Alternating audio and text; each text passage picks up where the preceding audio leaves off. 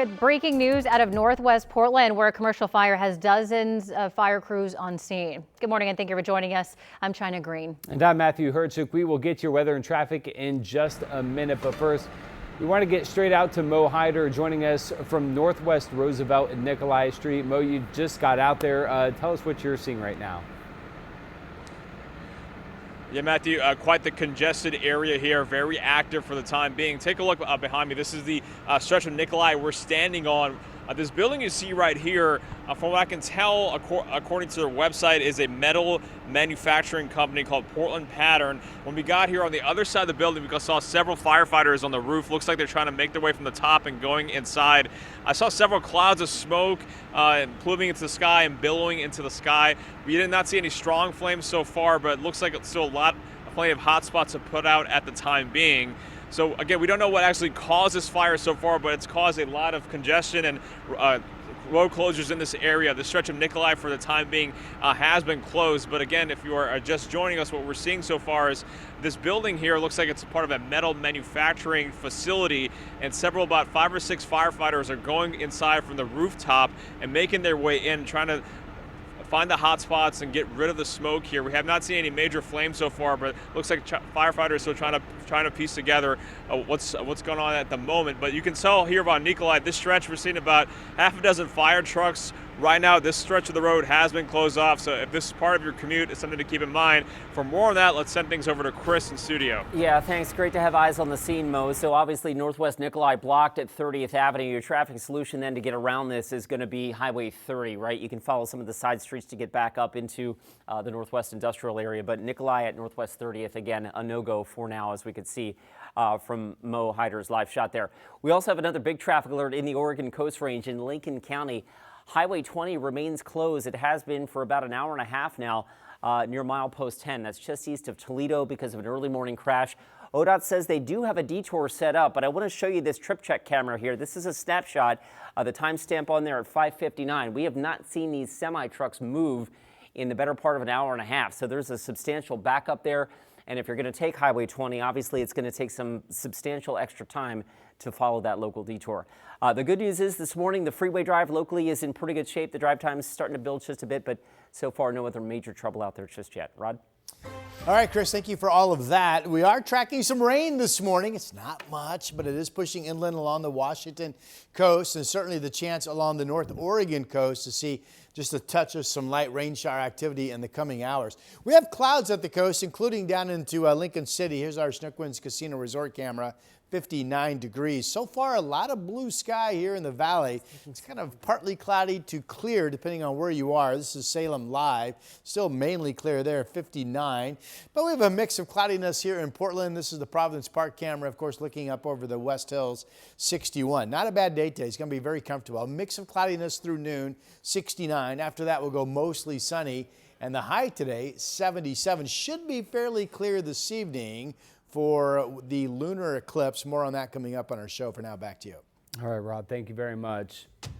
Now to the just devastating news out of Nepal and China, where hundreds of people are dead and over 1,000 are still missing after major flooding and mudslides in the area. We do want to warn you, this video is disturbing. This was the moment that a mudslide engulfed the border crossing between Nepal and China. The exact cause of this massive flooding is not yet clear, but climate experts believe an earthquake detected earlier in the day caused a glacier to collapse, rising water levels by 27 feet in about a half an hour. As of this morning, the official death toll has gone up to 273, with more than 1,300 people still missing. 47 Americans are among those unaccounted for. Rescue efforts got underway this morning, but officials say poor weather and blocked roads are making it hard for them to get to hard-hit areas. An investigation is underway into a deadly shooting that happened along the East Bank Esplanade. Portland police say an officer found a man dead on the multi-use path there. Police say no one has been arrested. Police say an officer from the Central Precinct was patrolling the area when witnesses flagged her down and told her they heard what sounded like gunshots. The officer called for backup and then found an adult man dead on the multi-use path just before 9 last night. Police say the suspect or suspects left the scene before officers got there. Police are asking for anyone with information to contact them. Authorities have arrested the suspect accused in the deadly shooting of an 18-year-old man in the Minnehaha area north of Vancouver. The Clark County Sheriff's Office says that it arrested 19-year-old Cash Cavett in Portland just after 8 o'clock last night. He was wanted in connection with the homicide at a townhouse that happened around 1 yesterday afternoon near Northeast 41st Street. Detectives haven't said how the suspect and victim knew each other. New overnight, police say yet another cougar was spotted in the Gresham area. They say around 10:30 last night, a resident saw the cougar in a tree near Springwater Trail High School.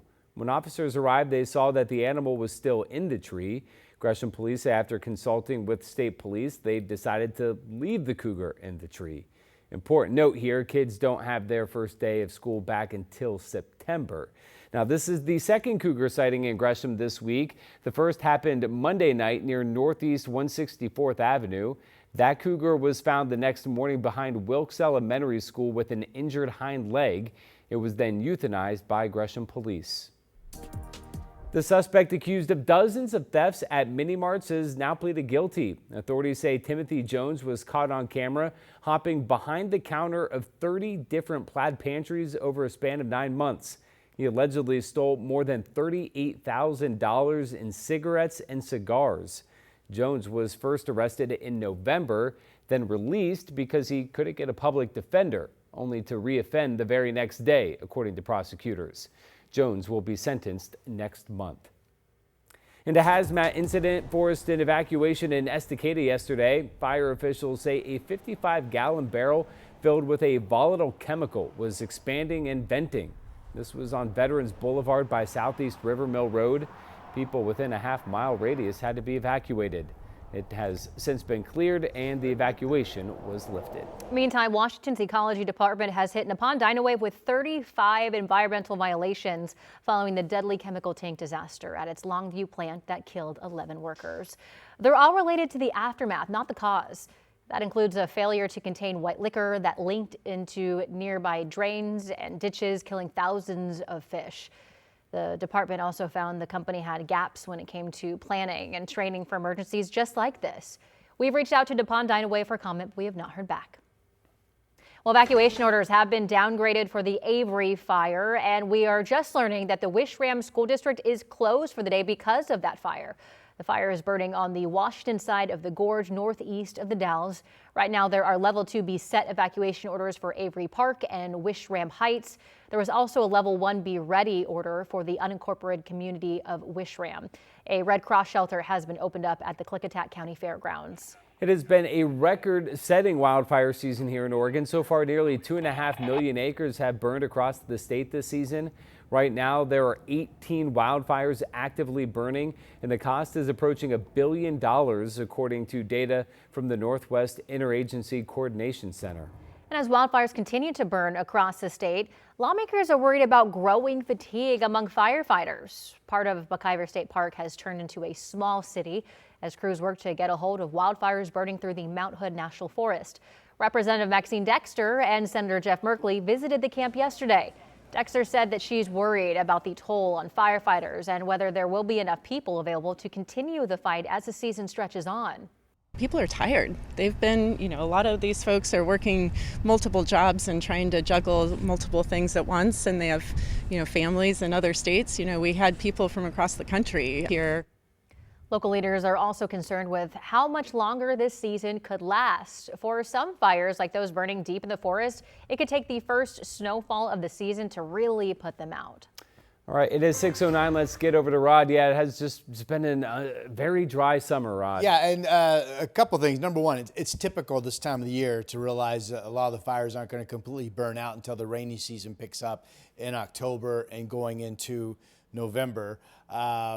And number two, the weather pattern actually continues to be favorable. Remember, obviously we still have issues. We still have people in harm's way.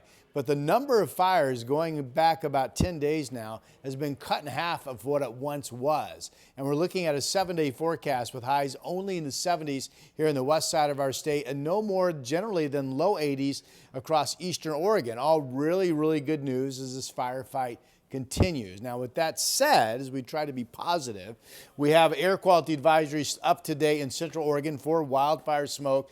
We have unhealthy numbers in Deschutes and Jefferson County this morning. That's Bend and that's Madras, the actual reporting sites. All good air quality numbers here on the west side of our state. We're actually getting a touch of rain up in Washington right now along the beach, and the chance of rain is certainly realistic. Not much, but a dab. I don't know if it'll be measurable or not in Clatsop County and maybe down through Tillamook, for example, in the coming hours of this morning. We have clouds in Schnuckwinds Casino Resort camera location from Lincoln City. We still have mainly clear skies. Beautiful morning down in Salem. Temperature is 59 degrees there. We do have some cloudiness over the West Hills from the Providence Park camera. Temperature is pretty much what we have been used to the last couple of starts, 50s and 60s. The range roughly 63 in Gresham to 51 degrees out in Hillsboro. It's 59 in Salem. Good morning to you. 58 degrees down in Albany right now. Weather map, after a chance of some light moisture, North Coast Range and North Oregon coast, we're all dry. Partly cloudy this afternoon at the beach. Then you see the 80s in Central and Eastern Oregon, and then only 70s here in the valley. In fact, we have no 80-degree highs on the 7-day right now. Increasing sun this afternoon after a mixed bag of some cloudiness this morning. Similar day tomorrow. Could be a trace of rain Saturday, nothing that would rain you out. But rain chances pick up Tuesday or Wednesday of next week, and we could actually have a period of rainy weather Wednesday night, Thursday of next week. We'll keep following that for you. For now, back to you.